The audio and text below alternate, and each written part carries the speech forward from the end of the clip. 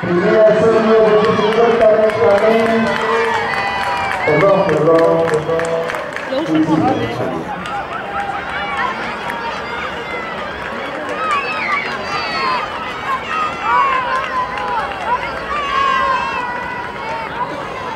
Femenina y la prueba de lanzamiento de jabalina de la femenina.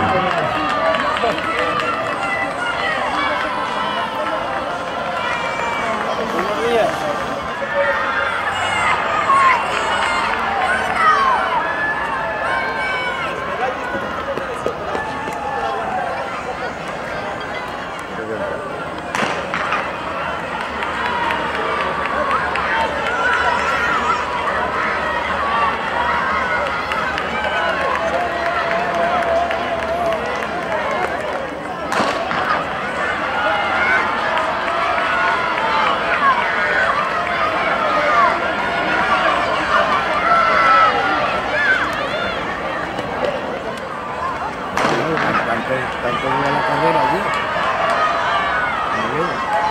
Sí, me voy a tomar por las 8 y pico. 8 y medio, no sé, porque el protocolo aquí, ¿eh? Como digo, yo que ir al ficho, digo, sí.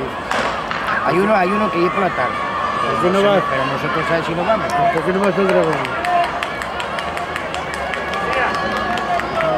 No hay orquesta en el dragón. Hay muchas veces más que nosotros. Tendrá por ahí. Quiero decir que si habla lo que hablamos. Sí. Sí, debe ser una cosa, más o menos. ¿Por quién? No sé. Sí, yo ya te digo que sé que hay eso, por la tarde y por la noche. Pero yo por la tarde, nosotros por la tarde no vamos, ¿no? Nosotros vamos con el móvil. Por el móvil. ¿El móvil?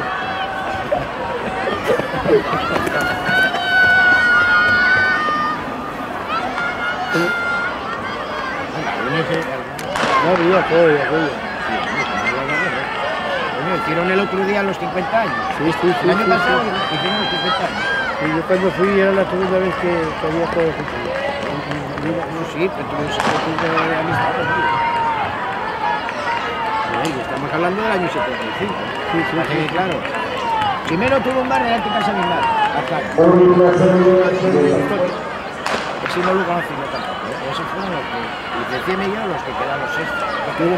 ¿Aquel que con chaqueta? ¿Mira cómo la lleva?